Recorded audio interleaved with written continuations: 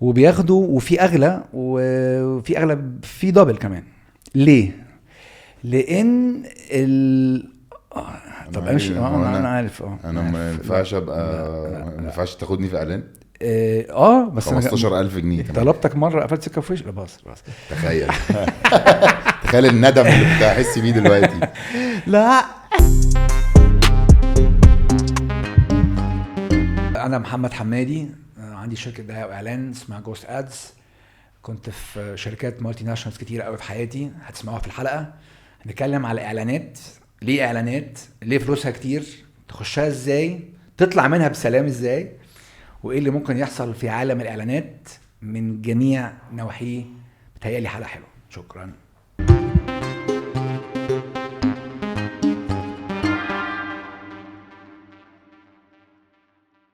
حلقة بقى قريبة من القلب.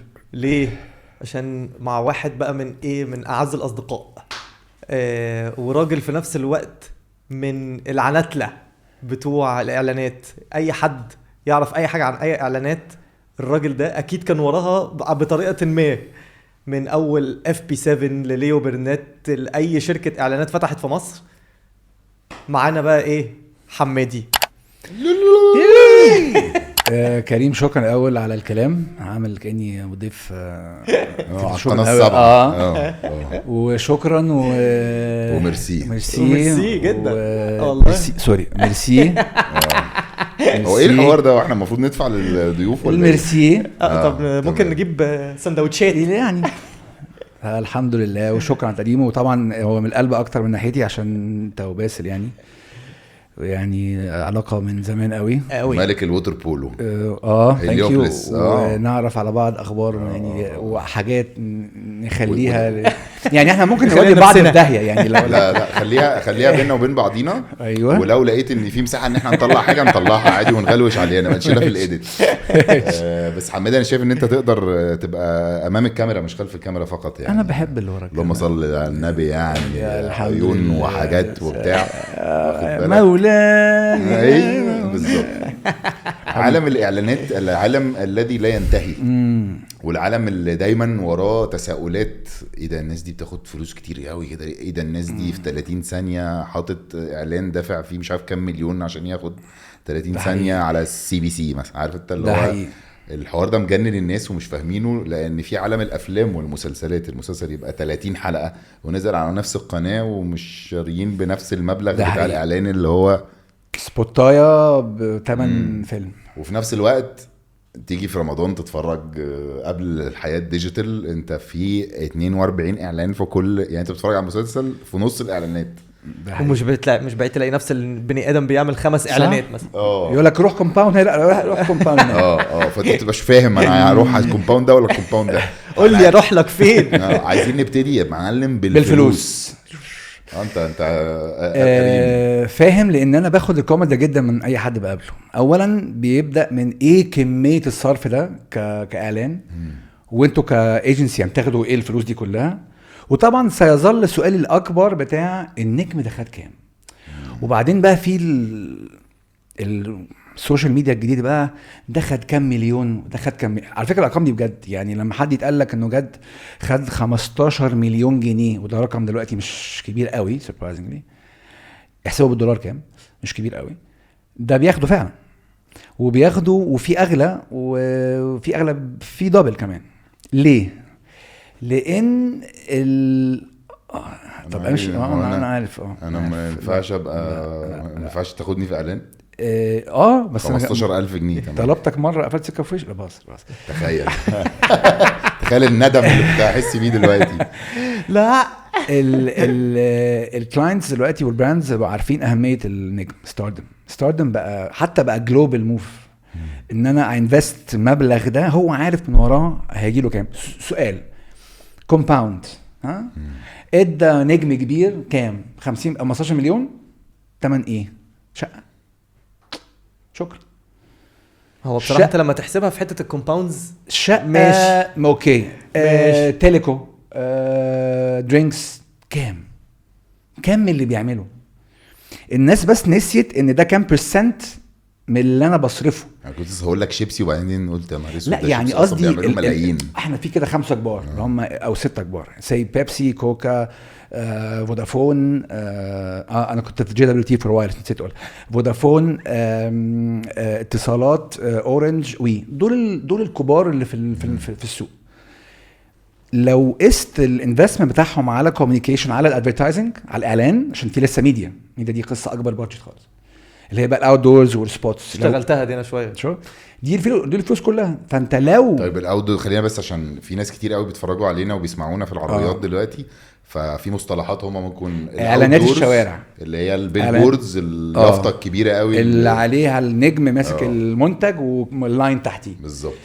ده بالتلفزيون بالسوشيال ميديا، ده اسمها ميديا. ده اكبر بالك بيروح، ثم البالك الاخر بيروح للبرودكشن، انتاج الاعلان، والعبد لله الفقير لله بياخد اخر تشانك تحت كده ادونا شويه فلوس. اوكي، فلو قارنت الريزورت او الكومباوند او التيليكو او بيدفع كام للنجم مقابل بيعمل قد ايه، يعني لو شركه بتعمل في السنه 9 مليار جابت نجم ادت له 20 مليون جنيه في اعلان ولا حاجه، مقابل بقى كام واحد هيحبه، كام واحد هيبقى عايز يبقى زيه.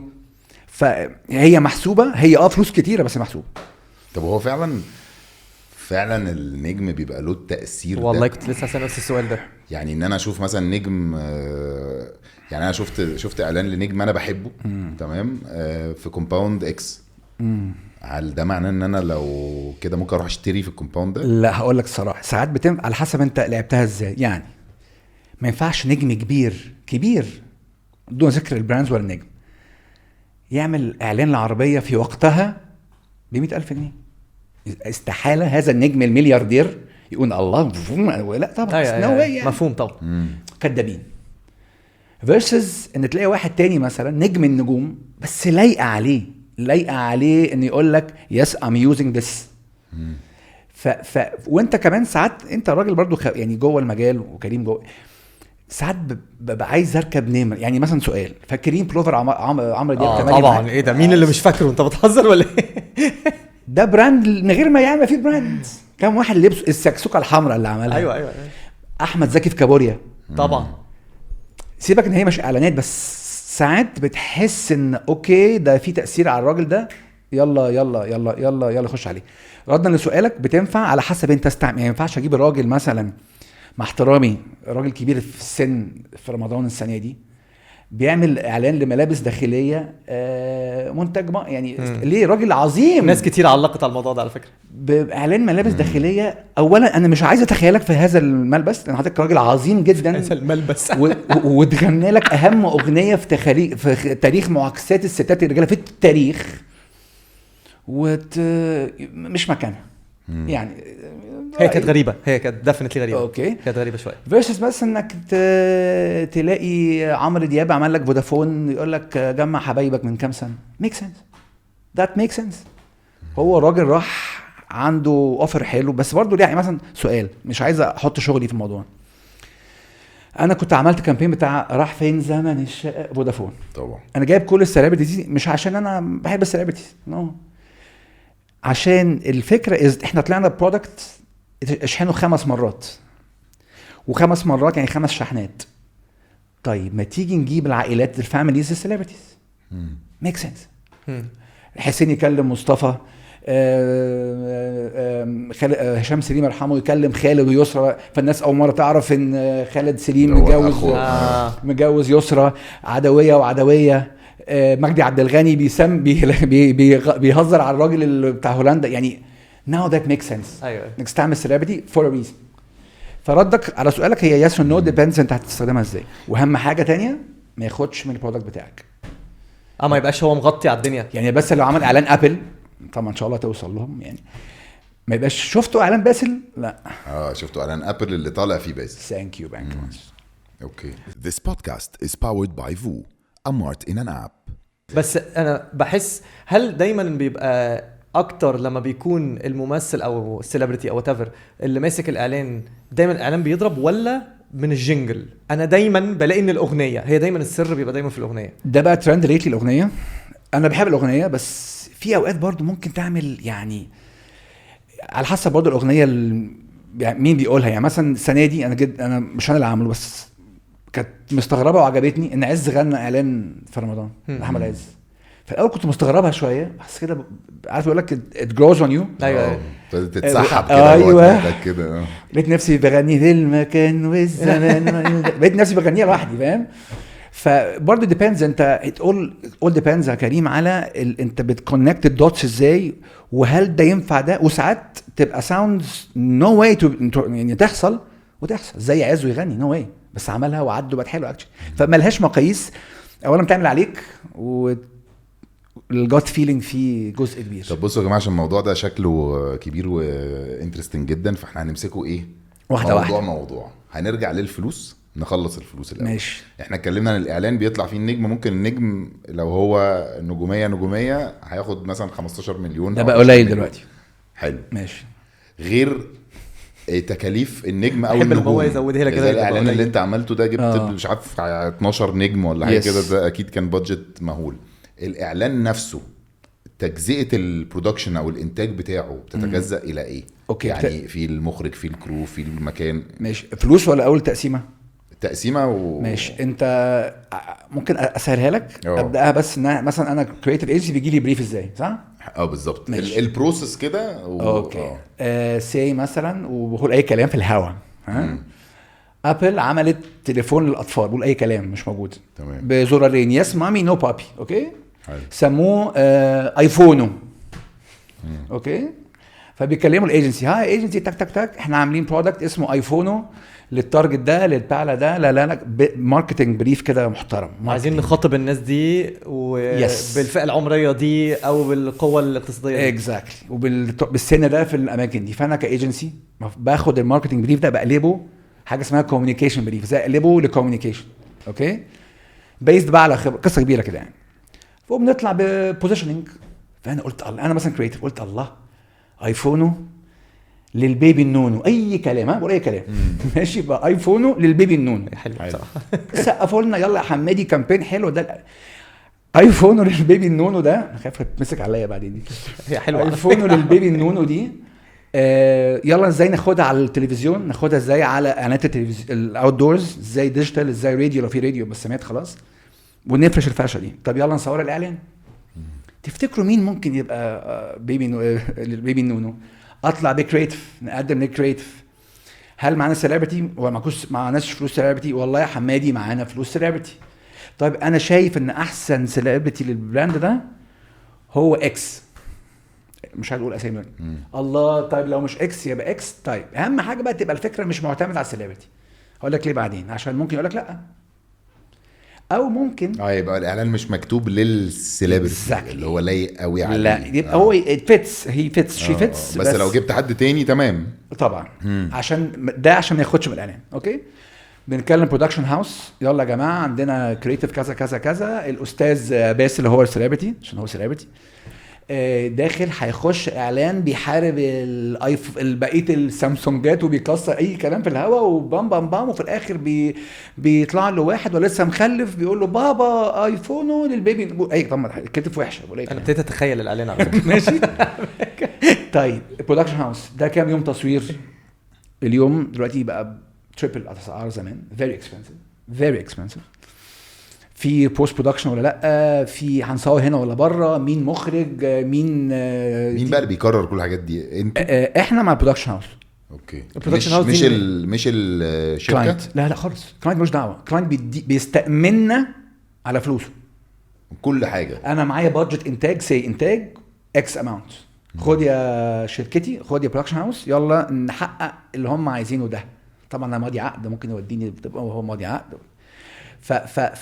انت اللي بتجيب البرودكشن هاوس ولا هم اللي بيجيبوا البرودكشن؟ في نوعين. في مناقصه بتتعمل بينك وبين انا بجيب 3 بيدز وبقدمهم الكلاينت، او ممكن الكلاينت يقول لي حمادي روح انت اختار اللي يريحك وطير. اوكي. البرودكشن هاوس بياخد نسبه مكسب من البادجت كبيره، وانا باخد الفيز بتاعتي از كرييتيف فيز مسبقا، وبس الكلاينت يشوف حاجه اسمها الاوف لاين اللي هو لسه ما خلص، ثم الاونلاين، ثم البوست برودكشن، ثم الاذاعه، ثم انتظار النتائج. وايه اكتر حاجه بقى بتكلف الكلاينت فلوس؟ ميديا ما بعد التصوير.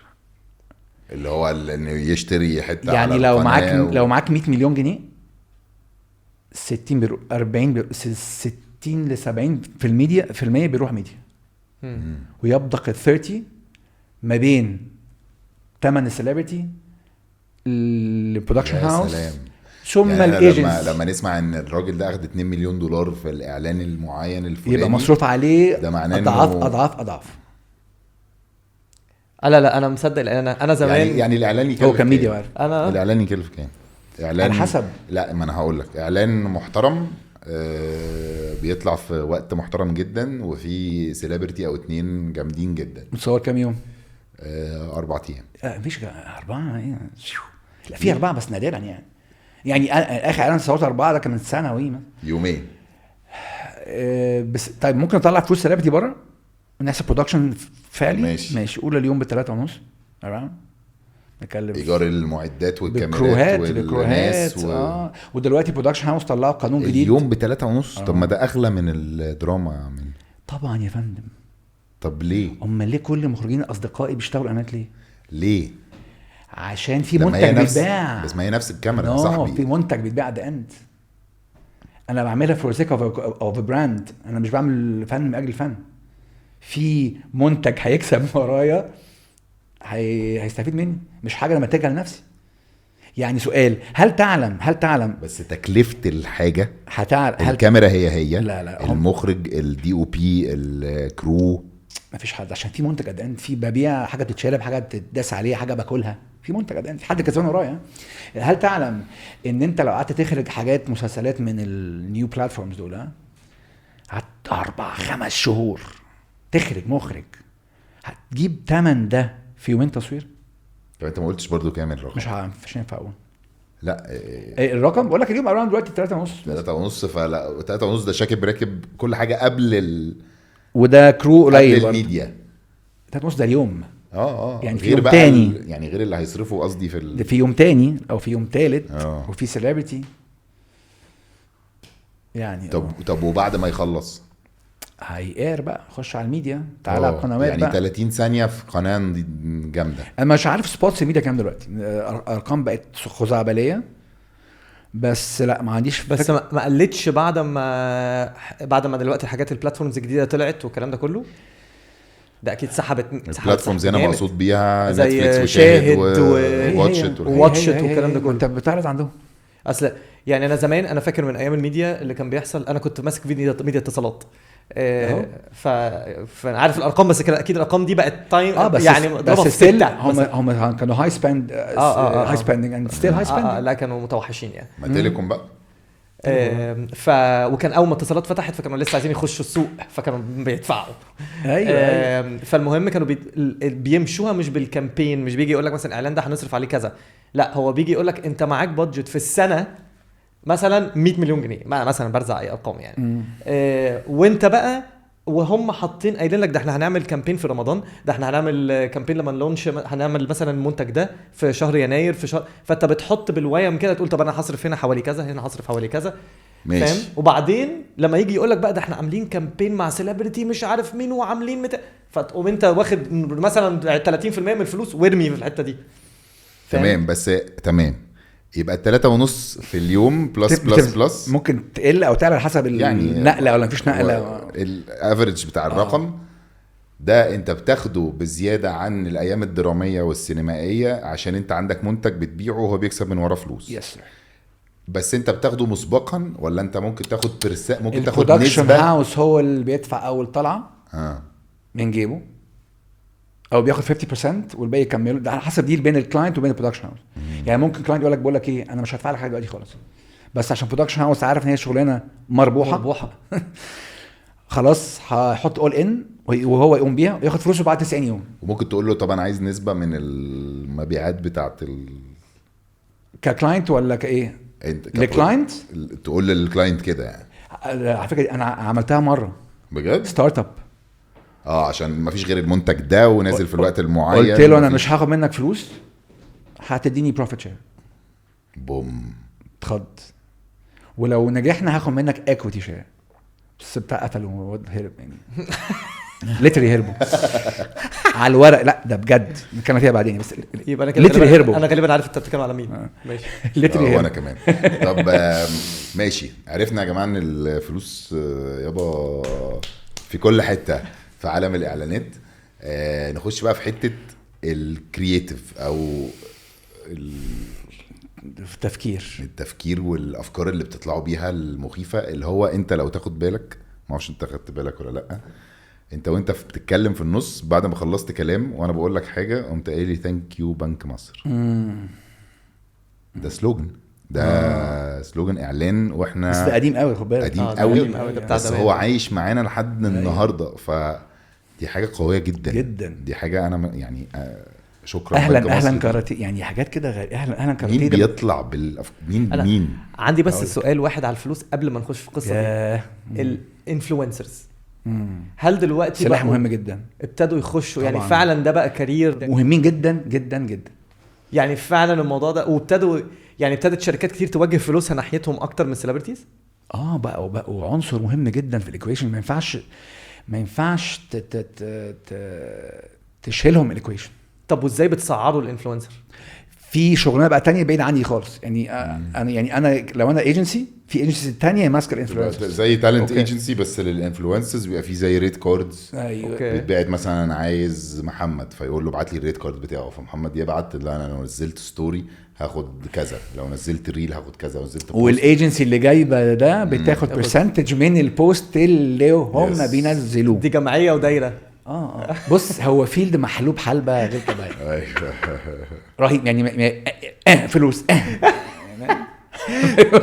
المخرج بتاع الاعلانات بياخد اكتر من المخرج بتاع الدراما. قلت لك يعني ما بيقول لك كل اصحابه اصلا وش بس الحوار ده مستفز جدا. لا يعني بقول لك ايه. طب اقول لك بقى حاجه بقى. انا بتكلم مجهود واحد دلوقتي. صاحبنا جدا جدا جدا، هقول لك اسمه نخلص، عمل مسلسل وطلع فيه ربنا يمسيك بخير سنه تاكي باكي باكي باكي، وهو مخرج اعلانات شاطر جدا، وقف اعلانات عشان يركز، خد في كل ده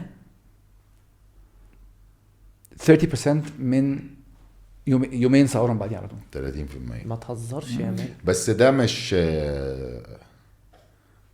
عدل يا مان. ما احنا مش عادلين. ولا انت شايف انه ده تمام؟ ما دام في برودكت ات ذا اند يا باشا سيبك من المنتج، ما هو في الاخر برضو ما انت المسلسل ده منتج، انا بتكلم على المجهود. انا عندي راي طبعا كلكم ممكن وده ممكن يبدا السكشن الجاي من الحوار. ان الاعلانات صعبه جدا.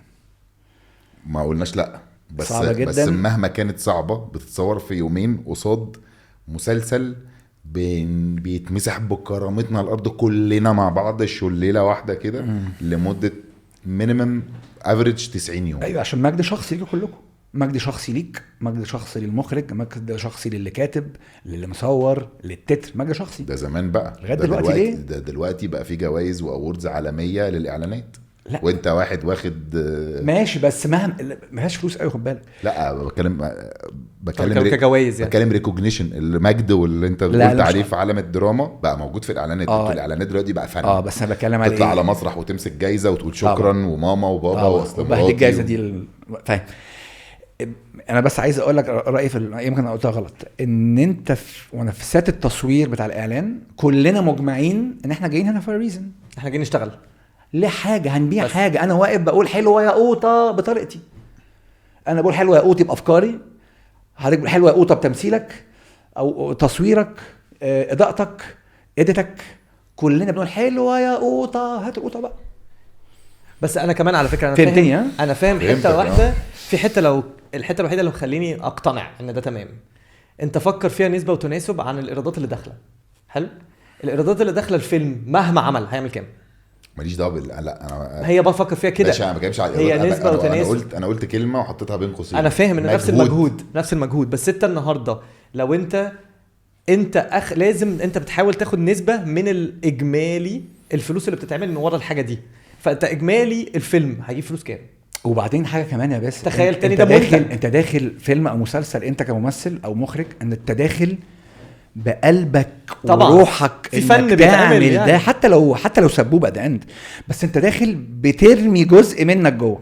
اوكي عكس جه واحد يقول لك تك تك تك تك مستر كاراتيه لو سمحت ممكن تعمل الحمله اللي جايه، هتقول له هو جاي مستلف الستاردم بتاعك. بالظبط، هو جاي انت اللي في سنه انت مظبطه. ايوه جاي مستلف منك، فاهم؟ لا فيها فلوس طبعا. لكن ايوه، لكن في ماشي الفيلم يعني نقدر نقول ان العالم السينما او الدراما هو اللي بيبنيك نوعا ما، وفي عالم الاعلانات الممثل او النجم او الكرو هم اللي بيبنوه. يس. والدليل مهم، اكبر مخرجين الافلام في مصر وبره كمان هتلاقيه لو بيعمل فيلم كل سنتين 3 في النص في 5 اعلانات جامدين. خلاص هو اصل مهما خد في الفيلم حتى المخرج ده المم يعني بتاعه يعني unless هو عنده شركه انتاج بينتج، وتلاقي ومعظم المخرجين الافلام عندهم شركات انتاج بتنتج اعلانات. فالاعلانات هي محور يعني، مش قصدي حاجه، الاعلانات هي اللي مشغله كل القنوات، كل البلاتفورمز، كل البرامج. هي البرامج. اي مخرج بعد ما يخلص فيلمه خلص يعني خلص الانكم، فلازم يعمل اعلانات، فاعلانات بتجيب له فلوس. هي وجودها كده عامل يعني مهم كده يعني. وحتى على فكره لو فكرت فيها، لو قعدت ترجع لورا خالص، حتى انت الفيلم ده بيتذاع فين؟ بيتذاع في السينما اللي هي اصلا كلها جوه اصلا براندات بتبيع حاجتها فهو من غير براند، فاهم؟ فهو في الاخر هي لفه بتلاقي ان في الاخر المنتج هو اللي ماسك في الاخر، هو اللي مقوم. طيب نرجع بقى للسؤال اللي انا كنت سالته من زمان 42 دقيقه، كرييتيف بروسس بقى، وهو السلوجنز او الحاجات الفكره عامه، الافكار اللي بتطلع اللي بتكسر الدنيا وبتفضل في دماغ الواحد سنين وسنين. مين اللي بيطلع بالفكره؟ في واحد شغلته يطلع بالفكره دي، ولا انتوا كتيم؟ يعني اشرح لنا البروسس. الفكره ماشي. في كذا نوع الفكره يعني. عامه بيبقى التيمز الكريتيف تيمز على قديمه يعني، يبقى في كوبي رايتر اللي هو كنت انا، ومعانا او معايا ارت دايركتور بارتنرز، نقعد نفكر ليه كوبي رايتر ارت دايركتور. يعني ايه كوبي مين رايتر؟ دول؟ هقول لك. كوبي رايتر ده الاكثر يميل الى الكلام والسلوجنز والكلام، والارت دايركتور هو الاكثر ميلا الى الفيجوال الحاجات المرئيه اكتر. فلما تحط حاجات مرئيه مع واحد بيحب الكلام، دول ده المدرسه القديمه، هيخلقوا حاجه فيها روح، حاجه فيها كلام وفيها فيجوال وفيها بتاع. بس عامه وانا مش متحيز للكوبي رايترز، انا واحد منهم، اهم حاجه الستوري. اي حاجه ستوري، اي حاجه في العالم ستوري طبعا، قصه صح؟ اي حاجه قصه صح. براند ستوري، التليفون ده ايه قصه الستوري ده، التيشيرت ده مين اللي عملها، مين اللي ستوري. فدايما الستوري هي اللي بتقود الفكر. ده مش شرط، ممكن ارت دايركتور يطلع بفكره فيجوال بنت لذينه يخرب بيت الحلاوه، وانا اتكيف واكتب لها. فهي ملهاش. بس اللي ليها مثلا اديك فكره، اللي ليها اجاوب على سؤالك، انت بتحاول، وده كلام تشيزي قوي بتوع الادفرتايزنج هيسمعوا مني هيزعلوا مني، بس مضطر اقولها، انا اسف. الانسايت. يعني ايه الانسايت؟ انا مثلا اعلان كوبايات، انا بقول اي كلام على الهوا، بقول اي كلام. يلا نعمل اعلان كوبايات ازاز تستحمل. ماشي، ده كلاينت جايب لي بريف، انا بقول اي كلام معاك دلوقتي. طيب كوبايات كتيره تستحمل، اوكي. نقعد نفكر انا والبارتنر، طيب الحياه زي الكوبايه، نصها مليان ونصها فكره. طيب نجيب ناس زعلانه فبترزع كوبايات، بتزعل اكتر، بتكسر فكره. بقول اي كلام معاك. الكوبايه دي يا ما شافت شفايف، وعلى كل شفه قصه. ايه ده حلو على فكره، قصه. هي بجد فكره يعني قصدي هي عجبتني بجد. هي ملهاش، انت بتقعد تشوف ايه علاقه البشر بالبتاع دي، ودايما بترجع للبشر عشان احنا ناس قاعدين سيلينج تو بيبل، وفي الاخر برضو في ستوري. فممكن اقعد احكي، لو هي فكرتي ممكن احكي للارت دايركتور، يقول لي ايوه احنا نبدا من كوبايه من جوه ونجيب شفايف، ده فيجوال بقى. فيرسز ممكن احكيها قصه. فهي بتبدا رد عن سؤالك، هي علاقه الانسان بالمنتج ده او الاوكيجن دي او الحفله. ممكن اعمل اعلان لحفله او ايه، ومن هذا الانسايت نبدا نتحرك ونشوف. طب نجيب هنا شويه، طب نعملها اغنيه ولا نعملها دراما باك اند فورث ولا نعملها انيميشن؟ كل ده بيبقى مبني على التيم. الصح لو احنا بارتنرز بنقدم لموديرنا، وموديرنا لو عنده مدير بيقدم له، او مش كده يلا خش برزنتيشن مظبوطه جدا الكلاينت، نبني له احنا ليه فكرنا، راشنال وايديا. راشنال يعني احنا ليه عملنا كده، الايديا في ايه، وسلوجن. السلوجن ده اللي هو البق اللي هو ده اللي بيلخص لك كل اللي فات ده كله في لاين. يعني مثلا لو اني واحده عجبتكم الافكار اللي قلتها بتاعت الكوبايه، بتاعت الشفايف دي صايعه. ماشي. كوبايه كانت مسيرك، قول اي كلام. عشان انت وانت بتفكر في حاجه، اديك لمستها وفكرت فقول اي كلام في ايوه ايه ده؟ بس على فكره برافو، طب بجد يعني سريع.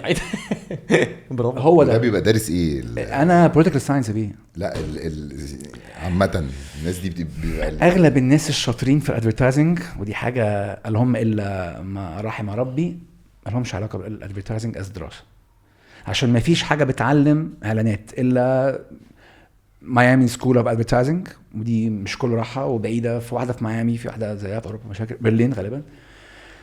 بس اغلب الناس الجامده في العالم وهنا ما درسوش ادفيرتايزنج از دراسه. هي يعني انا مثلا كنت بوليتيكال ساينس وحصل لي حاجه في حياتي قلبت لي حياتي. انا كنت رايح امتحن خارجيه وكده اصلا، كنت هعمل دبلوماسي يعني. طب يا باشا شكلك ينفع تقول على فكره بس جداً. عارف ليه كبرت؟ بدله جري ايوه بس عارف ليه كبرت؟ اولا عشان عصبي شويه، فكنت عامل مشاكل بين الدول. ثانيا كنت لازم تلف لفه افريقيا الاولانيه دي بقى، فاروح بقى يا عم اتخطف هنا ولا اتخطف هنا، مالي يا عم. فحصل لي كده حاجه ممكن احكي لكم بعدين يعني بره البرنامج ازاي نقلت النقله دي. فمش شرط لا احنا هنحكيها ده بس هنحكيها في اخر جداً. اخر الحلقه هيبقى كله عن حمادي كشخص. ماشي. فماهاش دراسه، هي ممارسه، واهم حاجه تتعلم من اخطاء غيرك وتحاول ما تقعش فيها. والجمله الشهيره التشيزي اللي عرفتها بعد ما عديت ال 40 سنه، تبدا من حيث انتهى الاخرون، دي جمله للدنيا حقيقيه جدا. شوف ده انتهى ازاي يعني، ده نجحوا بس وقع ليه بقى؟ ما تقعش وقع دي، وابدا من يعني دايما اتعلم ده وقع ليه وايه اللي وقعه.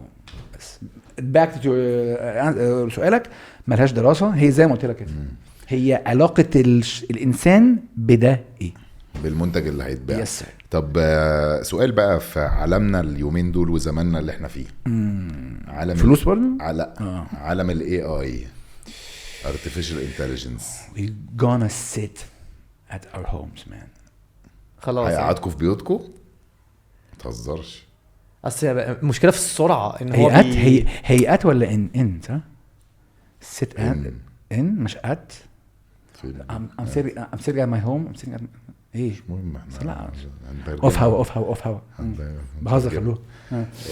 هو اصلا هي انا فهمت هي stay home اصلا ولا sit at home. يا جماعه احنا مش في درس انجليزي. حلو سألني السؤال ده غصب عني لازم اجاوب.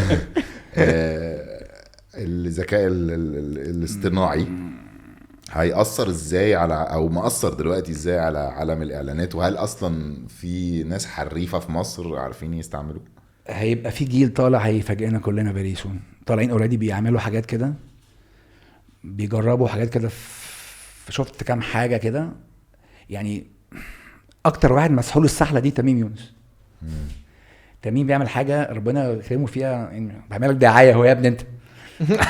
تميم my partner for 15 years. فانا حتى في الاعلانات يعني. فانا على حسب، هو زي السؤال بتاع يا استاذ، هو السكينه حلال ولا حرام؟ لو قطعت بيها تفاحه يا بنتي حلال، لو قتلت بيها شخص حرام. depends على how you use it at the end. يعني مثلا سؤال، نرجع حاجه، ان اللي عمله عمر مصطفى ده مظبوط توب، ده بالنسبه لك. وباي تايم هتشوف ليه. سؤال بس الصح ايه بقى؟ انت راجل مغني كبير جدا، هات صوتك يا عم خليه عندي. تمت 77 سنه مش عارف تغني غني تاني، معايا صوتك هتقدر تكسب لغايه ما ربنا يشاء وولادك يكسبوا من رايتس فاخر اون جوينج. فين الروح؟ ما يعني موجوده باذن ربها يعني، بس ما تزقش. مش قصدي، انا قصدي بس ما هو لا. انت هتاخد صوته ونبرته في كذا موقف وكذا ليفل، وهتاخدها تحطها Yes, في مكنه yes. تطلع اغنيه جديده وهو اصلا Yes. قاعد بيشايش على القهوه او نايم في بيتهم. خلاص يس. فين بقى الروح في- اللي هو الحته اللي هو هقول لك وخسرتها مثلا؟ موجوده، خسرتها وفي بعتني واتصدمت، ايه لقيت ايده في ايدها، هيحصل. ما هو المشكله بقى كمان ان الاي اي هيبقى كمان في في emotions. لا وغير كده كمان هيعمل لك اصلا على فكره انا الفيديو. على فكره عشان بس اوضح موقفي، انا اسف، انا مع الاي اي. انا اصلا عمال بدرس كل يوم رهيب. باديتنج اي اي، وعمال بعمل حاجات. انا رهيب. دلوقتي عامل فاشن لاين كامل، والصور اللي على بجد الصور اللي على البتاع كلها بعملها اي اي. يعني بخش على ميد جورني وبكتب مش عارف ايه، وعامل ابلكيشن كده اسمه سبارك عالمي كده، فانا داخل اللي هو قال يعني المصري، فانا عامل ايه لاين كولكشن بيراميدز في حب مصر. اي فبخش اكتب بيراميد فني مرسوم من فان جوخ، وهوب تك او مترك حاططها على التيشيرت وبيعها. هقول لك بس باك على كلامك يا كريم. الروح في الاي اي. اول ناس جربوا اي اي في الاعلانات كان انا كنت جي دبليو تي فور 9 years. جي دبليو تي هولندا عندهم من اكبر الميوزيمز اللي فيها بينتينجز من فنانين كبار بجد. في ممثل اسمه ريمبرنت حاجه كده، مش اتمنى اكون بقول اسمه غلط، راجل يعني حاجه كده زي فان جوخ في الاعلانات في المزيكا. راجل مات من كام 100 سنه، اكتر من 100 سنه يعني. دخلوا قبل الاي اي بروجرام هو بيرسم ازاي، دخلوا له مش عارف 500 وحاجه ديتيل على رسم ريمبرنت. ماشين ليرنينج قاعد ماشي، عمل رسمه استحاله تقول بكل حاجه، بدا بالشادو، برميه الفرشه بتاعته، بروح بكاركتر هو اخترعه، هو دخل له مدخلات طلعت له انت خسرتيني بس في الرسم، خسرتيني وهجر، هتطلع عادي في الاغنيه. اعملي لي اغنيه بصوت سيد درويش، الحان محمد الموجي، توزيع حميد الشاعري، مبروك. لا واعمل لي فيديو كليب للاغنيه كمان على فكره. وهو ميت مبروك. بس يعمل له فيديو رعب كليب. رعب عادي. مبروك. رعب بس حلو وتستخدمه بقى. انا عاجبني لو عرفت تستخدمه صح. الاعلانات بقى بقى، الاعلانات ودي حاجه بقى. ودي حاجه مطمناني شويه. انا وتميم قعدنا في الجونه كده من كام يوم، امتى في العيد، هو تميم مسحول منزل كل الابس اللي فيه الحاجات دي كلها، وقال لي تعالى نطلع فكره اعلان كده او نكتب اغنيه، فاكر هو يفتكر لسه يعني. قلنا له اكتب لنا، انا بخاف من الكلاب، فكتب اعمل اعلان ان واحد اسمه حمادي بيخاف من الكلاب وشاف بيل بتاخدها ما تخافش من الكلاب. طلع اوت درافت، انت ممكن ريجنريت اللي كتبته لك. لا فيري تشيزي. حمادي ماشي في الشارع شاف كلب، ايه ده، واحده قالت له لما تاخد حبايه، هي ماشيه هي تتباع، بس يعني لا لسه في كده، هتيجي بس عبال ما تيجي بحاول احلبها بس كده. حاول كون مستقبلي. شريف شهيد. شريف شهيد. انا عارف شريف طبعا. بيراب وكده طبعا، رابر جامد. فاحنا قاعدين في المطبخ عنده، فانا بقى كنت وقتها اول لطه الاي اي. انت لو انت اتلطيت فجاه هتلاقي نفسك اسبوعين 3 انت كل يوم بتعمل حاجات. ايوه طبعا، بتطلب طلبات. هو الكوبايه دي لو شربت نصها ابقى انا في جسمي انزومات اللي بتاع أيوة بقى ايه. فاهم اللي هو هتتلط لطه جامده قوي. فمره قاعدين في المطبخ، فبقول لك انا هديك حاجه كده اون ذا سبوت وتعملها لي راب وبتاع. قمت داخل كاتب ايجيبشن كينج، راح مش عارف ايه عمل ايه بتاع، اكتبيه كتب بالرايم. وشريف حط لها مزيكا وغناها. بس بعد ما خلص قال لي انا اعرف اكتب احلى من دي بكتير. هم لسه فاهم. ايوه يعني هم جايين جايه في الشغل، فلسه ما دخلوش قوي، بس ممكن تعملها في حاجات فيجوالز ترجع حد. يجي بقى الكلاينت يقوم داخل على الاي اي اعمل لي اعلان من A to Z بقى. ينفع؟ اتمنى. تخيل تتمنى ايه؟ ما انت لو حصل انت شكرا. بالعكس، ما انا اللي هدخله المدخلات يعني، انا اللي هقول له انت اللي هتكتب، انت اللي هتؤمر. الكرييتيف بريف هيجي والكوميونيكيشن بريف اللي انت كنت تقول عليه هو ده اللي هيخش بالظبط كده. لا برضو انا مش يعني مش هسيبها. لسه بكلم مع شريك امبارح كوشي، بقول له احنا قدامنا كده 7-8 سنين. صح صح. وده هنا في مصر.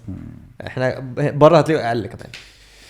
يعني ايوه لان لا أنا الدنيا منبهر. ماشيه. انا منبهر. ايه ده الاي اي يا جماعه ماشي بسرعه خزعبليه. وافتكر لك خزعبلية. حلو قال عم مصطفى عامل غير حاجه كده هو دايما بيغير حاجه كده. اوف بوم طخ. لا هي هتبقى فعلا. فانتوا دلوقتي مش عارفين مستقبل الاعلانات رايح فين؟ زي مش عارف مستقبل اي حاجه رايحه فين. بس بيبقى فيه زي حاجه فوركاست او بيبقى فيه اتقال لنا من 10 سنين يا جماعه التصوير هيموت، التي في هيموت، كله ديجيتال. ما كله ديجيتال في تصوير يعني. صح ده ديجيتال يا أصلاً. جماعه 4 كاميرات انسوا جو التصوير. as long as you have a good story هتفضل القصه هي البطل. يا جماعه انتوا اتفضل مفيش حاجه. هي الصينيه بتتغير بس الكوبايات واحده. يعني الصينيه بقى ستانلس ستيل، الصينيه بتاع يعني. اقول لك حاجه مثلا، حاجه على الميديا زمان القنوات قلت القنوات، بس كل الاعلانات على الفيسبوك ويوتيوب. فيسبوك بقى عامل ضرايب في مصر، بقت صناعه ميديا في صناعه وبقت غاليه فشخ. ايوه هي بقول لك ايه مجنونه يا قوطه. ايه اذكى اعلان انت شايفه اذكى عمل اعلان في تاريخ شايفه، العالم؟ اذكى اعلان انا شفته في حياتي، هو مش قصدي حاجه، هو انا كنت من كتابه ميلودي افلام. توهامي وديع. انهي يا لهوي.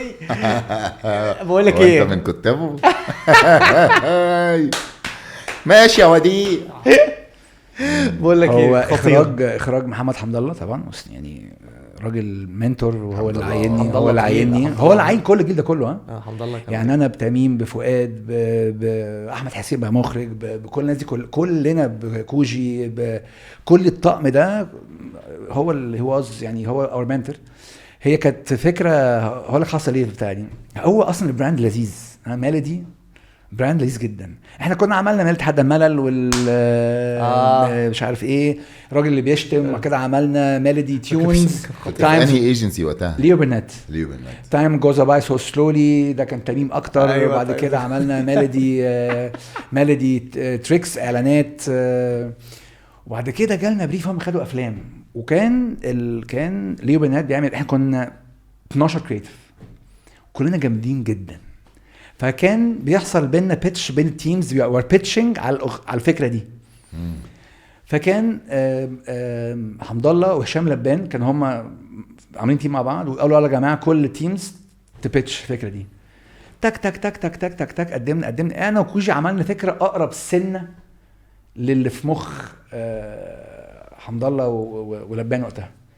فتعالوا انتوا معانا على الكامبين. تك نعمل ايه طب يلا. هو راجل بروديوسر وعنده الواد صبي بتاعه، كل شويه فعله فيلم بيعمله بام بام بام بام بام بام ام الاجنبي بام بام، ما تيجي نعمل الاوسكار بام بام بام بام بام. صورنا 5 ايام باك دن، تصوير خام، مش كده خام اللي هو بيصور خام سينما على قديم ورايحين بالرولات لندن. أيوة نتلسن، وكل واحد شايل رولايه على ظهره عشان نعدي من الجمارك، ما ينفعش تعدي من اكس راي هتبوظ.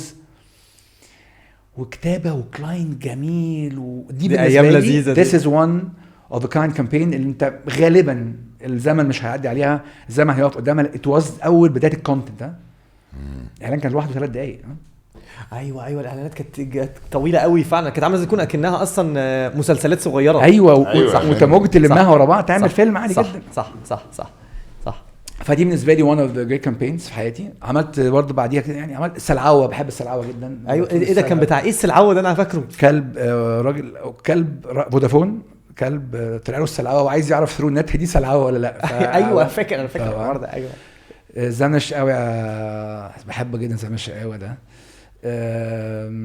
عملت كامبين كتير قوي، بس انا مش في يعني. لا بس انا عايز اعرف رايك في اذكى اعلان اتعمل يعني في العالم انت مش فيه، يعني قصدي حاجه مثلا تقول لي مثلا مالبورو بتاع زمان، مش عارف ايه، بيبسي ايه، شيبسي، حاجات كده.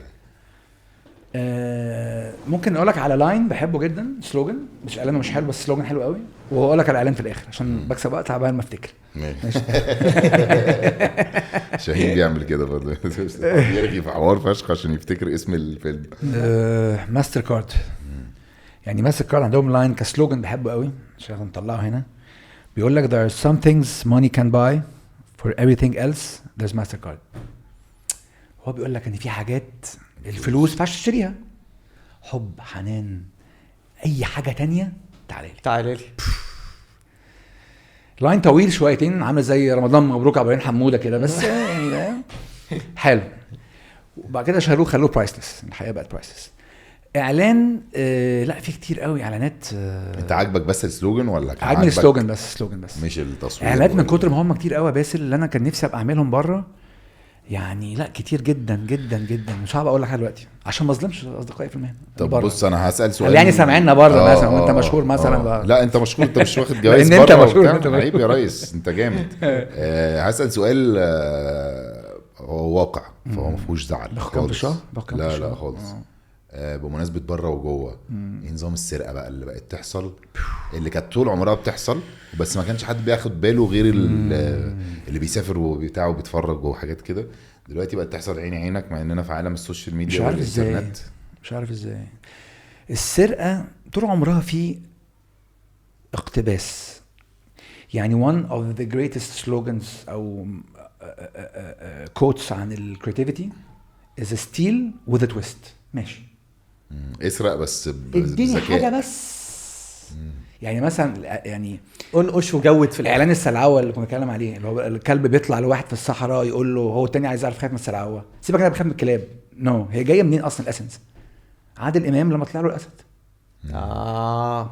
بس شفت راحت فين؟ يس.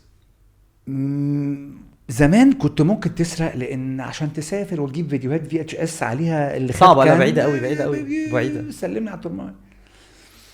انما دلوقتي ده فعلا ده في انترنت وفي AI وفي انترنت سيرش بالبيكتشرز وفي انترنت سيرش بالساوند، انترنت سيرش بكل حاجه، كوبي رايتس والحاجات دي بقت بتطلع. وفي ناس حبايبك قاعدين لك يا كريم سرق ولا ما سرقش، بس الفرق ما سرقش على طول. فحبايبك كتير طبعا، فبلاش تدي حبايبك يحبوك اكتر. فانا مش عارف ازاي القدره دي بتيجي. وده بس هل هي بتفرق؟ يعني هل الناس فرق معاها اصلا؟ المفروض تفرق، بس في ناس ما بتفرقش. يعني حقيقه بتفرق في حاجه حتى لو تعرف يا عم يعني في ناس معروفه ان دول ده بيسرق، بس معروف. بتفرق معاه بقى في الاخر. طبعا على مدار الزمن بيفرق معاه. لا هو السؤال هيلوش كريديبيليتي. بيفرق مع الكلاينت اصلا؟ يعني هو الكلاينت ما بيبقاش عارف ولا في كلاينتس بتبقى عارفه ان هو هينقش؟ انا مره جالي كلاينت قال لي محمد مش حمادي، انا عايز زي ده بحياة ربنا، انا عايز من ده ماشي، بس ده كلاينت ممكن يبقى هو. قلت له طب ما تيجي، قال لي لا مش ده. قلت له ليه؟ قال لي هي كان فاميلي بيزنس، قال لي اصل بابا بيحب الاعلان ده فانا عايز اعمل له مصري. بصراحه لو كانت فلوسها مستاهله كنت عملتها بس فلوسها ما كانتش مستاهله قوي يعني فعملتوش. الكلاينت بيفرق معاه بيفرقش معاه، ديبيندز برضو على الكلاينت عايز يخبيها قد ايه ويداريها. وممكن الكلاينت يستعملها ان هو سوري في الكلمه يفشخ الايجنسي. طب مش دافع لكم فلوسكم يصوروها تاني على حسابكم، تحصل وده اللي المفروض يحصل. انما الكلاينتس اللي بتصاهن دي ما بفهمهاش. لا انا اللي انا حتى بسال فيه، هل لما يكون حد تعرف عنه ان هو ان هو بيسرق بيفرق معاه على اللونج ران؟ الناس ما بتروحلوش بعد كده فعلا فبتفرق معاه ماديا. ماشي، عشان في ناس قاعده هتفضح لك الدنيا واللي بتفتح هو الكلاينت. طب في طريقه ان هو يسرق ليجل يعني بالقانون؟ يعني زي مثلا ما ماكدونالدز فتح في امريكا، انت ممكن تفتحه هنا بتعمل فرانشايز مثلا اسمها ادابتيشن. الكلاينت بيقول لي هنزل الكوبي دي في المانيا، انا عايز اعمل منها الكوبي المصري بس نفس المنتج نفس المنتج. ما ينفعش تاخد الفكره، لا ما ينفعش اقول هاي، ما ينفعش تشتري، ما ينفعش انا اجي اشتري منك فكره ميلودي افلام واقول لك انا عايز استعمل نفس فكره اللي هو ما يا وديع بس في حاجه تانية واشتريها منك بما ان انت صاحب الفكره. بص هو سؤال يعني قانونا انا مش خبير لوائح، قانونا تنفع بس ما بتحصلش ان انا اروح هاي BMW انا عايز اخد اعلان فكرتكم اعملها في اعلان حفاضات مثلا. لا وبعدين غير كده هو مش هو اللي يمتلك الاعلان يمتلكه الكلاينت. انا مش بقول الكلاينت يمتلك الفكره، هو اداني فلوس مقابل الفكره بتاعته فخلاص هو باع الفكره خلاص. اتس نوت ماين. ماشي، انا ما بقولش ان هو لا انا بقول لك بس انا بشوف كده حتى لو ينفع مش عارف ممكن تحصل امتى؟ مره عملت كامبين مثلا، بس طبعا مش هقول ايه هم عشان الناس ما تدعبسش ورايا. عملتها بشكل الكلاينت حصل حاجه ما طلعتش حلوه، مخرج بقى بوظها، انا بوظتها whatever. ممكن بعد مرور عدد من السنين، طب ما تيجي نعملها بالزاويه دي، هي انا مش بس انا بلوي فكرتي اللي هي في الاخر مش هي، بس الاسنس بتاعها هي. فاهم قصدك؟ بس ده ممكن تحصل. طب وانت كنت بتقول برضو في حته رميتها كده اللي هو عشان اللي بيحبوك وزمايلك اللي بيحبوك وبتاع. طبعا انتوا المنافسه بينكم عامله ازاي في عالم الاعلانات؟ انا بحسكم كلكم عارفين بعض، كلنا اصحاب جدا وكلكم اصحاب وبتتقابلوا وبشوفكم مع بعض. الجيل بس في الشغل ماشي. الجيل بتاعنا ده اللي هو اللي احنا كنا مع بعض، احنا وايجنسي تانية، الجيل بتاعنا ده اللي هو بدأنا 2004 كده. هل دي كانت بدايه وقت ليو برنات واف بي 7 والحته دي؟ ده الدرايز صراحه، الشهاده لله اجان لحمد الله، هو عمل نقله كده في شكل الاعلانات. يعني لو طارق نور في اوقات غير كتير في الاعلانات، حمد الله از ذا نيو ويف اوف ات، وده شهاده لله. اوكي. بعديها طلع ناس كتيره قوي بقى، علي عمل حاجات، علي عمل حاجات، وماجد طبعا. احنا الجيل بتاعنا انا والتميم عملنا حاجات حلوه مع بعض. انا رحت مسكت JWT، عملنا حاجات مختلفه، مور كوربريت، مور براندز، يعني بس كله طالع من المدرسه دي. اوكي. لسؤالك، احنا بالعكس، احنا كلمه برضو تشيزي، برضو في منافسه اللي هي بحبها، اللي هو يا ابن اللعيبه، يلا تميم، يلا عملت دي، طب ماشي، بسخن. الجيل الصغير، ودايما احنا بيلام علينا ان احنا ما علمناش جيل صغير يطلع فاهم ادفيرتايزنج زي ما احنا اتعلمنا، لان في فرق كبير جدا لازم اقولها بين الفنان والادفيرتايزنج والستاند اب كوميديان. very big difference. yes I'm using these tools، بستخدم لذاذتك وبستخدم عينك الحلوه وايدك اللذيذه في البتاع، وانت حكاي ان انا في الاخر ابيع منتج اسمه سكالون باليه، لان سكالون باليه ده مديني فلوس عشان نبيع له منتجه سكالون باليه. عايز تعمل فن من اجل الفن يا باشا، الدنيا مليانه، روح برلين ارسم على الحيطه. بس خد الورقه دي، خد الرسم دلوقتي يا عم. قاسي قوي، قال لك روح برلين ارسم على الحيطه. وليه برلين بقى؟ عشان هي مشهوره بالجرافيتي. فكل واحد عارف هو كويس في ايه وحش في. انا مثلا يعني في ناس قويه جدا فيجوالي بس مش ادفيرتايزرز، ناس قويه جدا في الرايتنج سلوجان بس في الاخر مش ادفيرتايزر. ادفيرتايزر دي قصه وتمانج كلاينت اكسبكتيشنز، وتجيب تقول له هعمل كده، وازاي تبيعها ليك وتبيعها للريجن لو انت نتورك، موال تاني خالص. منافسه انا ما يعني انا عندي حاجه اسمها، عارف الغبطه باللغه العربيه، الغبطه لو اتمنى ان اكون اعمل حاجه زيك او احسن، بس عمري ما كنت لا يعني لا، ممكن غيري بس انا ما اعرفش. بس في طبعا. والجيل الجديد بقى هو ده اللي انتوا ما علمتوش، فبالتالي بيعضوا في بعض يعني. يعني حد كبير، هم عارفين كده كلهم، هم اصحابي حتى وهم عارفين كده، يعني ما فيش بينهم البوند اللي كان بين الجيلنا ده خالص. لان احنا خدنا اواخر حلاوه الادفيرتايزنج. تروح تقعد في لندن تلون اسبوعين، تاخد بيردين في اليوم 200 باوند، ترجع تجهز شقتك لو انت خاطب، عارف الجو. لا هو انتوا اصلا جيل اللي كانوا بيروحوا يعني كان في جيل كده في الدراما وفي السينما كمان، مش بس في الاعلانات، كانوا بيركبوا طيارات ويروحوا لندن ويقعدوا جنب الراجل وينزلوا يخرجوا ويرجعوا تاني عشان الراجل بيلون لهم الفريمات.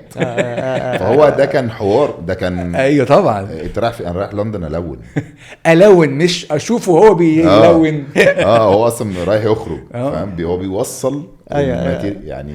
دلوقتي مفيش الكلام ده، دلوقتي تك تك تك تك باي باي. طب عندكم دلوقتي مشاكل ان انتوا، او الموضوع بقى صعب ان انتوا دلوقتي تواكبوا الدنيا بعد الحاجات الجديده اللي طلعت، ان فجاه بقى نوع من انواع الادفيرتايزنج، الريلز والحاجات الجديده خالص بقى دي، اللي هو الجو الجديد تماما ملوش علاقه بالاعلان، الاعلان صح؟ هرجع لك لاول حاجه قلتها، ايفونو للبيبي النونو، مش فارقه بقى فين، اتس ذا ستوري.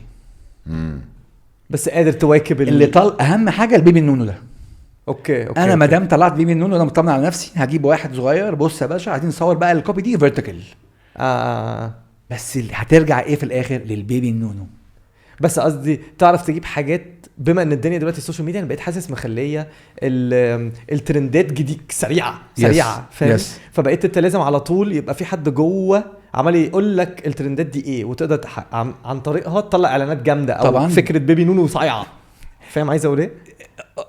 ماشي، دي طريقه. او طريقه تانية انك تفرض البيبي نونو على الناس. اوكي تعالى مستر 21 سنه، انت نجم، انت بتعمل ايه؟ انا بعمل سوشيال ميديا حركات وبتاع. طب بقول لك خد البريف ده، بيبي نونو اعلان عمل كذا، تعرف تقدمني كونتنت التيك توك بس كمان قد ايه؟ هيقول لي يا حمادي كمان 4 ايام. يقول يا باشا اشتغل. فكده عملت خلاص، انا وصلت للبيبي النونو بالفكره الاساسيه اللي هي أيوة اهم حاجه. مفهوم لب الليله دي كلها. مفهوم. مش عارف البيبي النونو حد هياخدها مننا بعد الحلقه. عجبتني على فكره. هو انا عاجبني اصلا في حمادي ان من اول ما قعدنا كل ما يجي يقول حاجه يقول لك بس انا بقول اي كلام ده مش حقيقي، انا بقول اي كلام عشان اعرف. خايف اللي هو حد يمسك له مثلا براند يقول له ده فكرتك. أيوة خايف أيوة. يقول فكره عبيطه تطلع جامده فشخ يبقى ملايين يعني فاهم؟ وانا بحكي الكوبايه سرحت هي حلوه ولا ايه؟ في حاجه تانية في عالم الاعلانات دايما الناس بتتكلم معاك فيها ان هم بيبقوا عايزين يعرفوها او بيبقى في فضول فيها، احنا ما قلناهاش، عايز تقولها للناس؟ الموديل دي حلوه ولا وحشه؟ دايما بتسال على الموديلز، مع اني انا طب ما بجد مع اصل الموديلز هقول لك انا عامه غير محظوظ في الموديلز، لان اغلب اعلاناتي هي كوميدي فبتطلع كاركترز. بس يعني لما نعمل حاجه حلوه، يعني دايما بتسال من صحابي الاولاد ايه يا ابني اخبار الموديل دي جايبينها منين دي، عايشه فين يعني؟ الاسئله اللي هي بتاعت الشباب لقيتوها فين في مصر؟ مش مصريه. طب فين دي؟ طب عندك على الانستجرام؟ عندك ده الغردقه فاهم انت؟ طب عندها انستجرام يعني ولا ايه؟ طب ايه عادي يعني بتتكلم يعني. الاسئله على المودلز دي لو في اعلان فيها مودلز، الاعلان لو على البرودكت بيبقى ما تبعت لنا يا عم حاجه من طبعا طبعا. وانا اصلا غالبا ما اكلتهاش يعني. يا عم ابدا صندوق كده من اللي انت عملته ده كده، طب كارت ببلاش من فودافون، عارف حاجات الاهالي دي. ايوه بس ده بيحصل في كل حاجه يعني. والسؤال انا بقالي قد ايه؟ انا من 2005 يعني كام 18 سنه. واو. ابويا الى هذه اللحظه مش عارف انا بعمل ايه، مش قادر يجمع امي اصل ابويا بيسالني يا ابني انت بتخرج؟ لا ساعات بخرج بس يعني عامه لا. انت ايه يعني؟ انت المنتج؟ لا. انت بتصرف؟ لا. انت اللي مونتير؟ لا. طب انت اللي لا. طب انت ايه؟ انا الفكره. قال لي فكره؟ ما انا عندي افكار يا سلام. مش عارف، ما هو بالنسبه له مش عارف يمسكها. مش تنجبل، مش عارف مش ممسوكه. هي ايه دي؟ فكره ايه اللي انت بتتكلم عنها؟ يعني يعني انت هو بيدفعوا لك فلوس على الفكره، راح باصص لامي كده وايه يعني فاهم. وهو طبعا مش فاهم ان دراستي بوليتيكال ساينس، وانا قعدت 7 سنين في الجامعه كنت من الفاشلين. فانت بتعمل ايه؟ فالاسئله برضه بتجيلي هي يعني انت بتعمل، حتى من صحابي انت بتعمل ايه؟ مثلا كريم مهنا مثلا مهندس، قال لي انت بتعمل ايه يعني؟ بتشتغل ايه يعني؟ قال دلوقتي كريم مش عارف اعمل ايه. شايفني ماشي كويس ومتجوز ومعايا فلوس وكده. انا ببيع الهوا في ازايز. مش الهوا بقى، ما هي الافكار يعني الهوا اللي بيجيب فلوس، فاهم؟ البيبي النونو ده المنتج. الهوا ده المنتج. طب يعمل ايه النجم عشان ده سؤال شخصي يا جماعه انا اسف. يجي له براند كده او حماي يكلمه يقول له عايز اعمل اعلان. انا جالي جميع انواع الاعلانات اللي في العالم الا التلفزيون، الا الاحوار اللي هو تعالى هريحك عشان تحس ان انت ماشي كويس. غير انك صديقي بكلم بيزنس. الناس اللي بيعملوا اعلانات وحدهم هم نجحوا لمده طويله جدا في خلق كاركتر ومعين ليهم. ماشي اوكي. حزلقوم مثلا. مفهوم. حزلقوم ده بتكلم كاركتر ازيمس. تعالى مثلا نقول ازن لايف ستايل ورا. اوكي. طبعا هنحط عمرو دياب اون سايلنت. عمرو دياب تاريخ كبير. احمد السقا الجدع البتاع اللي مش عارف ايه. عندك كاركتر عز، عندك كاركتر كريم، ايوه ميكي، مفهوم قوي. عندك رمضان. انت كبراند بتشوف انا عايز اقرب لانهي براند منهم. عايز ابقى كذا. مش قصدي ان انت مش من 5 الكبار، اتمنى انك تبقى لا انا بالعكس. انا هو السؤال اتقلب لحاجه جميله جدا. او تبقى شخص بتحب الحياه جدا وفريش جدا زي احمد سعد، عسيلي، روبي. ده كاركتر اللي هو I love life وام لذيذ وفريش وبتاع مش فارق معايا ده كاركتر. او تبقى بقى الكوميديان اللي يا نهار ابيض هنيدي حلمي. مفهوم. فلازم يعني في ناس كده ما لهمش كاركتر صح. تايهين بين يعني مثلا بلاش مصريين نيكلاس كيج مثلا هتجيب له اعلان ايه ده؟ ايوه مفهوم قوي. على فكره وانت بتقولها دلوقتي فاهم ابتديت اقسمهم في دماغي وعندك انما كلوني هجيب له اعلان نسبريسو ساعات رولكس رولكس وش كده. براد بيت هجيب له اعلان نظارات موتوسيكلات كريمات دي ايجينج فور شور بعد اللي شفته اول امبارح في ويمبلدون. ايه يا باشا ده؟ شامبوهات 61 ييرز اولد من 30 شامبو حاجه كده يعني فاهم. فنرجع لمصر مين بقى؟ وعندنا مشكله في مصر في السيلبرتي ستات يعني ما فيش كاركترز متنوعه مفهوم بدون ذكر اسامي برضو. يعني انت شبه دي قوي هشيل دي هجيب دي فاهم يعني مش قصدي حاجه لا بس انا فاهم انت رايح فين يعني.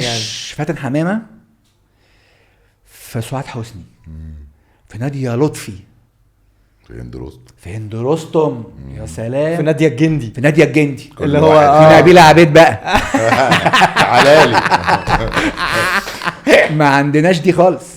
بس صح فاهم فالديبندز برضو على انت خالق كاركتر ازاي. يعني مثلا من اذكى الناس ماجد الكدواني لما عمل الاعلان بتاع انت مش عارف تصنفه يدي قوته.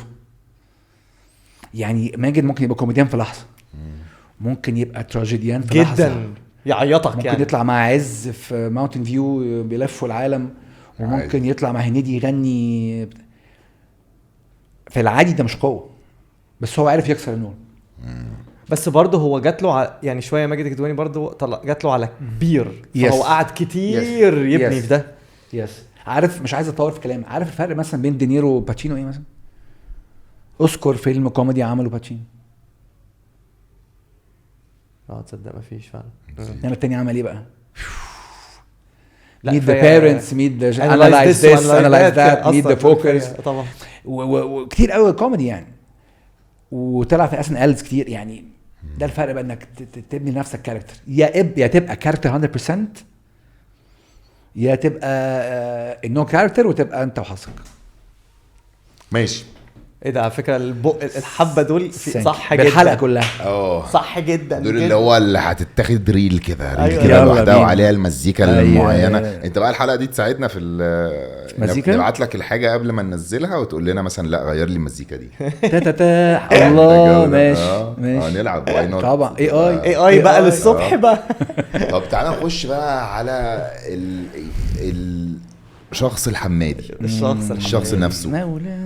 والشخص ده انا عايزك تكون توصله باللي عايز يبقى زيك في يوم من الايام صغير وعايز يخش نفس المجال ونفس الشغلانه. الناس اللي انتم معلمتوهمش بياع افكار. تمام. اولا ايه اللي دخلك في الليله دي وقصه اياها ومن القصه دي عايزين نستشف لو في جملتين لشاب صغير بيبدا حياته. بدايتي اول يعني دخلت الاعلانات ازاي صح؟ يعني بدايتك من اول ما انت ليه حبيت اصلا فكره ان انت انا ما حبيتش اعلانات. انا كنت في الجامعه ميجر بوليتيكال ساينس وكنت شخص في ملكوت الله بلعب ووتر بولو وفي الجامعه في الاي يو سي ومتدلع بقى فرحان.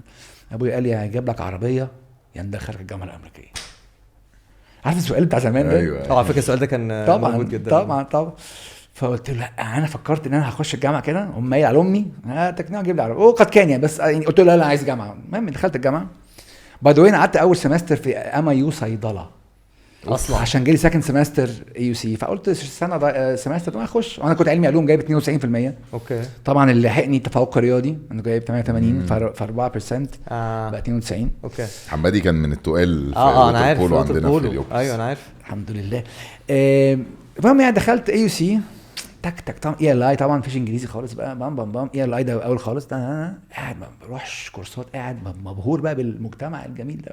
ايه ده البنات دي وايه الجمال ده سجاير عادي شرطات عادي كده عادي. قابلت مين في وشي؟ محمود العسيلي. اوكي. كان طالع كده بيغني في ايورد سيد درويش. صاحبنا على بعض جدا. لقيته معايا تاني سمستر معايا في كورس سوسيولوجي. عسيلي بيغني سيد درويش طالع من كورال طالع من كورال بيغني سيد درويش الحلوه دي داخل. ف بعمل ايه يعني اخبارك ايه؟ لقيته معايا في كلاس سوسيولوجي وانا عايز انجز بقى. قال لي تعالى البيت نذاكر وبتاع. قعدنا في البيت على البيانو، لقيت واحد تاني خالص على البيانو. وانا بحب المزيكا باي ديفولت، يعني مثلا كان حسام حبيب صاحبنا قوي في النادي، فانا بحب المزيكا. على فكره انا انت حاضر الليله دي انا ما كلها؟ اعرفش انت فاكر ولا لا، انا كنت اصغر أيوة عيل أيوة. صغير، بس كنت قاعد في اخر الترابيزه. أيوة. حبيب في الصالون أيوة. يغني لهم وانت ويوي وبتاع وشاتس قهوه الزمالك، وبعدين عسيل يجي وقوم قايل له كوبليه، وانا بقى عارف اللي هو الطفل اللي هو مستخبي قاعد على اخر الترابيزه ده، بس عامل فيها كبير. انا حمادي عارف. دايما كريم بحس ان هو قديم، عمري حسيت انه اصغر منها خالص، مخه دايما كبير. والله. المهم يعني فايه ده فلقيت نفسي بكتب مع عسيلي اغاني، كتبت معاه 3 4 اغاني في اول البوم. المهم يعني قصه كبيره كده. فقال لي يا ابني طب ما تشتغل. ايه ده انهي اغاني؟ هقول لك بس انا بحب اغاني عسيلي جدا. مسيرك يوم، ايه ده عارفها؟ خايف من بكره، اوف. يا خايف من بكره حاجه تانية. وعملت معاه اغنيتين ناسي والله، هم 5 اغاني مع عسيلي، واسمي لقيت اسمي على الالبوم على الكفر ورا ايه ده؟ خايف من بكره دي كانت جامده. او مش فاكر والله، يعني الكلام ده من كتير قوي. ايوه. وبعدين قال لي يا ابني ما تخش اشتغل وبتاع. قلت له لا انا اخش الخارجيه يا ابويا وبعدين اخش. المهم هو قعدت اطلع فكره كليب معاه كده، فزرعها في دماغه. عسيلي بنت عمه كانت وقتها متجوزه حمد الله، وكان حمد الله عايز يريبيلد ليو برنات، عايز جيل صغير يطلع يشيل يمسك الليله كلها. ليو برنات كانت ساعتها كانت نمره 1. لا كان طارق نور نمره 1 دي بس كان ليو برنات خدوا قرار يلا نعمل حلو تجديد، نجيب العيال الصغيره يفرموا. اوكي. فوقتها خلصت بعد 7 سنين، ده الكلام ده بختصر لك الوقت. عسيل اتخرج قبل مني ب2 سنين وانا لسه في الجامعه بروح معاه حفلات وبتاع. خلصت واقف في الساحل، عرفني على حمد الله. حمد الله قال لي على فكره محمود، قال لي وانا بقى عايز استمتع بالحياه. المهم كده كام بام قال لي بقول لك ايه، انت يوم الاثنين تيجي، انا فاكر يوم الاثنين تيجي تعمل انترنشيب عندنا في ليوبرنات. يعني عسيلي كان السبب ان انت ما تحظرش. ايه ده جديده المعلومه دي. عسيلي حبك يا عسيلي. برافو. رحت عملت انترنشيب شهر، بعد الشهر اتعينت كوبي رايتر. اول يوم ليا حمد الله قال لي تقعد جنب ده اسمه تميم، اصلا كان جاي قبلها ب1 سنة، هو كده فاهم بنعمل ايه وبتاع. فتميم قاعد يقول لي حاجات. ايه القصه دي؟ تميم يونس. هاي تميم. وانا كان عندي ميزه، كان كلهم ارت دايركتورز ما عدا انا كوبي رايتر، وواحده كمان اسمها نيفين كوبي رايتر. فانا كنت كوبي رايتر على اقوى ارت دايركتورز في مصر. فهو سو لاكي ان اشتغل مع كذا حد مختلف، ودماغي تتشكل على كذا حد مختلف. اوكي. وبعدين عندي ميز اي شوت محتاجين كوبي رايتر طبعا. ففي شوت موبينيل انا مع شوت كامي، انا الوحيد موجود بقى. دب فكان حلو قوي. تانج تانج تانج تانج تانج تانج تانج. وربنا شاء الاقدار، دخلنا كامبينز حلوه، تعرفنا شويه كاسامي كتيم او انديفيدوالز. كده رحت اف بي 7، وبعد كده اف بي 7 قعدت سنه كده، رحت جي دبليو تي. كل ده فاهمين جي دبليو تي بتروحوا بتنقلوا مع بعض. على فكره هم شباب الادفرتايزنج كده بيقعدوا ياخدوا بعض ويمشوا. جي دبليو تي انا عارف انت عارف فخوري صاحبي من زمان برضو، هو واحد تاني كده بيقعد. رحنا اف بي 7 سنه كده، رحنا جي دبليو تي قعدنا 3 سنين. تميم راح فتح هو ماجد، وانا رحت سنه اشتغلت مع حمد الله في 6 شهور شركه حمد الله. بعد كده رجعت تاني مسكت بقى جي دبليو تي، وكانت انطلاقه نبقى رب هذا الديبارتمنت which is creative department. كانت حلوه قوي. it was a very fun 6 years in my life, the best. شفت كبرت من حمادي اللي بيحب فكرته الى حمادي اللي بيجيله افكار ناس تانية، ومهمتي ابيعها بره واجيب لها فند واكبرها. بقت حاجه يعني yes it might be not my idea، بس فكرتك امانه عندي لازم ابيعها لك، ولازم تتبسط فيها، ولازم يجي لك awards منها، ولازم. فكانت كبرى طبعا. ده اللي فايدني دلوقتي في شغلي. انا ما بقتش دلوقتي بشتغل بايدي طبعا عشان احنا فيري سمول بوتيك ايجنسي، وده احسن باي ذا واي. وهو في الاخر ليه بس علمتني ازاي ابقى هاندز اون في اوقات، وازاي ابقى كوبي رايتر. عارف بيقول لك عشان تبقى تمسك اوتيل لازم تعدي على كل الديبارتمنتس، تخش المغسله تشتغل وتخش في كل المطبخ حاجة. عشان لما تمسك اوتيل ما يجيش الراجل بتاع المغسله يقول لك يا باشا اصلا ما فيش صابون. بس. وبعد كده امتى نقلت النقله بتاعت ان انت هتفتح حاجه انا لوحدي؟ في الكورونا. اوكي. الكورونا كانت اختبار جريء. احنا انا في الكورونا كنت فتحت شركه اسمها جلو مع جي بي كده سيستر كومباني، والدنيا مشيت شويه وعملت حاجات تانية كده في النص. بعد كده قررت بقى ان انا افتح ايجنسي انا وحد ما كانش كوجي خالص ماي بارتنر. فجاه لقيت كورونا، اقعد في بيتك يا بيه، مفيش اوت دور في الشارع، هي كانت شركه اصلا اوت دور؟ لا قصدي مفيش حد بيعلن. اوكي. مش حد بينزل من لا بيته فكرت ان هي شركه اوت دور. لا مفيش حد بيدفع، مفيش كلاينت بيدفع مفهوم. مليم انه يقول طبعا. مجنونه يا قوطه اصلا. قوطه احنا الناس بتموت طبعا. بس قعدنا كده انا وناس صحابي قلنا ما تيجي نعمل حركه، تعالوا نفتح. والله فشلنا هنبقى زي كل اللي فشلوا كورونا، بس لو نجحنا لما الدنيا ترجع للمجاريها هنكون سابقين قدام. وقد كان الحمد لله. اشتغلنا، عملنا ايجنسي، كل واحد بكام كونتاكتس، بام بام بام بام بام بام بام بام بام. تعبنا قوي في الاول لغايه ما ربك كده راح باك فكه كده الحمد لله. وبس. اسمها ايه بقى؟ جوست ادز. جوست ادز. ايوه بقى. هقول لك هتقولي ليه اسمها جوست ادز. في الاوردز في اعلانات احد شروط الاورد اللي بره عشان تاخد جايزه ان يكون اتذاع. في اعلانات ما بتكونش اتذاعت، بتقال ان هي اتذاعت او بتصرف عليها جنيه عشان تتذاع مره وخلاص، دي بيسموها جوست ادز. طب ليه سميته الاسم ده؟ يعني بس الاسم دارج بين الماركت، جوست ادز، وجوست لذيذ وشبح وحاجه كده جميله. بس وجوست ادز دلوقتي طلعوا السعوديه عملنا شغلانه في السعوديه. ايوه بقى. عملنا شغلانه. ايوه عملنا شغلانه عملنا شغلانه لسه اللي جاي ان شاء الله. وفكر بقى نفتح نتوسع نروح على فكره انا في السعوديه بيحبوني جدا يا جماعه. اي حد في السعوديه عايز يجيب انا بقول لك عشان لما كنت بعمل اي تي بالعربي واكس فاكتور كانت السعوديه عارف الناس كانت بتحبه من صوته اصلا من الناس. ايوه طبعا صوت. فلو داخل اي انا اخوك بص وهات لي اي كلاينت والكوميشن موجود حبيبي وانت البطل اهو. انا عاجبني قوي ان هم الاثنين قاعدين بيبيعوا لبعض. ده بيع لهم ده بيع له وهو البطل. احنا بياعين يعني. بس هنعمل ايه طيب؟ النصيحه اللي عايز يبقى بيبيع افكار او ماشي. داخل الادفيرتايزنج. اول نصيحه بقولها لاي حد بعمله انترفيو وهفضل اقولها لغايه ما ربنا يفتكرنا: لو انت فنان من اجل الفن ليس هو المجال المناسب. لو انت فنان من اجل الفن، لو انا برسم عشان انا رسام اتفضل. لو حضرتك كاتب عشان عجبني صراحتك ده نصيحه عشان الكلام بتاعي ما لمسنيش اتفضل حضرتك. لو انت جاهز انك توظف موهبتك لحد دافع لك فلوس عشان مستأمنك على فلوسه عشان تبيع له منتجه عشان تكسب فلوس اكتر من الفنان، اتفضل الفن. ملهاش مقاييس، ملهاش حاجة غير انك ما تبقاش مرتبط بالحاجة. يعني في كده جملة يقولك never fall in love with an idea. فكرة طلع ابوها تاني يوم رفضني خسرت اللي بعد بقول لك ايه حنوتي حنوتي والله العظيم. عايز تعمل كده بقى اعملها وانت بتعمل فيلمك ربنا يوفقك وتاخد الاوسكارز. في شاعر بقى بتكتبه على في الساقط الصاوي تروح تقول الحاجات دي للناس تحبك. انما في كلاينت مش عاجبه الكلمه دي وهو كلاينت دافع لك فلوس وكسر عينك بالفلوس، هتقولي وكسر عينك؟ انا بشوفه ده بارتنرشيب. اصل هو اللي لا، زي ما هو اللي بيدفع انا مديله موهبتي. فلازم نوصل حتى في النص. نصيحتي don't fall in love with your idea. ما تقعش في حب فكرتك طبعا عشان ممكن تموت في اي لحظه.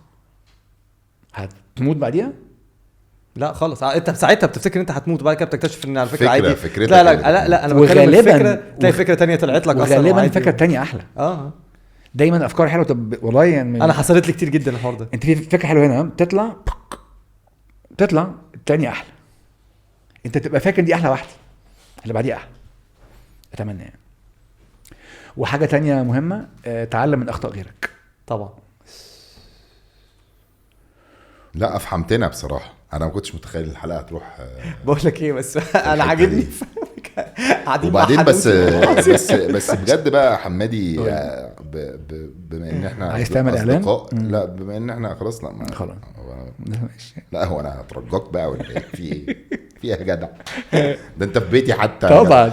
لا بما اننا اصحابه كده، فانا السؤال ده بجد، انت راجل متكلم جدا وطريقتك وعندك التوناليتي وبتغير في صوتك وبتعمل وبتاع، فكرتش تمثل ما فكر يعني ما عملتش حاجه قصاد الكاميرا.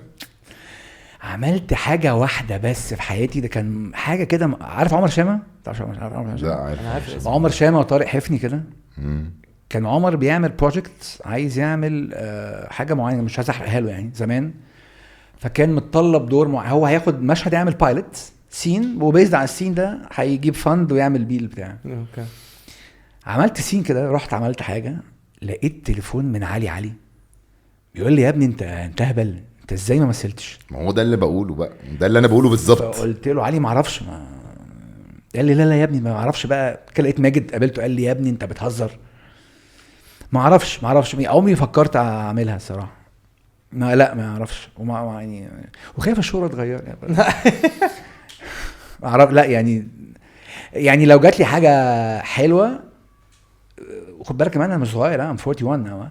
ف يعني مش هطلع بقى شاب بحب واحده في الجامعه. هيطلع جورج كلوني يا ريس. لا بس انا يمكن بس ده بحكم معرفتي بس بيك لا يعني. احنا كمان انا نعرف بحس صغيرين هو يعني. لا اصل انا بحس حمادي من النوع اللي ما بيحبش اصلا الناس تقعد تبص له ما هو انا كتير. كنت ده حقيقي اصلا. لا لحظه، فهو أنا لو أصلاً- دخل في حته الشهره دي هيقوم يسفخ حد على وشه اصلا. لا من انا الآخر انا يعني. اصلا انا فاكر، واللي انا عارفه ان انت اصلا ما بتحبش الاضواء تبقى عليا. بس انا سالت ليه السؤال ده بعد ما خلصنا الحلقه، لان انا شفت حاجه تانية دلوقتي. عشان قاعد انت معاك قاعد واصحابي. تتكلم ومرتاح وبقول لك فاهم، وانا شفت كمان لا بس هو مش الفريمات. هو ده الكلام ده مش عن بسبب ان هو ما بيعرفش، هو مش انا بقول لك حمادي يعني من حبي بس هو انا مرتاح عرفت. النهارده مرتاح. لا وغير كده هو خوف كمان اكتر يعني، خايف اروح في حته انا ما افهمها يعني فكره اصلا انت تخش مكان الناس كلها تبص لك يا دي لهوي اصلا. حمادي عادي بجد هيمسك اللي في ايده ويرميه في وش حد. انا عارف حمادي. لا وبعدين لا يعني فاهمك طبعا. شكرا على السؤال ده، في كومبلمنت كبير. بس يعني لو جالي حاجه يا منتجين ويا كتاب. هو اللي عنده كل كونكشنز مصر اصلا، مش محتاج تقول كده. طب بص يا سيدي، أيوة. اولا انت نورتنا، ثانيا معلومات كانت اكتر من رائعه، وانا اظن ان كل اللي بيتفرجوا علينا وكل اللي بيسمعونا على على الشانلز الاوديو تشانلز، اظن انتوا استفدتوا جامد جدا في عالم الاعلانات والادفرتايزنج. نورتنا، ثانك يو سو ماتش. نورك انت وكريم. هنفضل صحاب مدى الحياه. يس. انت راجل جميل. هتمضي لنا على التيشيرت دي. يس. وعلى السوشيال ميديا هننزل سؤال له علاقه بحاجه اتقال انت قلتها في الحلقه، يلا. واللي هيكتبوا صح هنختار منهم عشوائي ونبعت له التيشيرت. اللهم صل على النبي. ايوه دي بدايه الشهره، دي بدايه الشهره اللي انا. اوتوغراف بقى. يس. ده اسمه اوتوغراف. الى العزيز. وبعدين ايه بقى؟ تمدوا فين يا عم؟ هنا تحت زي ما انت طب عايز. ايه بتقول ايه مثلا يعني؟ زي ما تحب. عربي ده. زي ما انت عايز، بس امسك التيشيرت جامد كده. ايوه طيب يعني دي حاجه تروح لحد هتروح بيحب لحد. المجال مثلا. ماشي. اكتب في الحته المشدوده. خد البريف ده.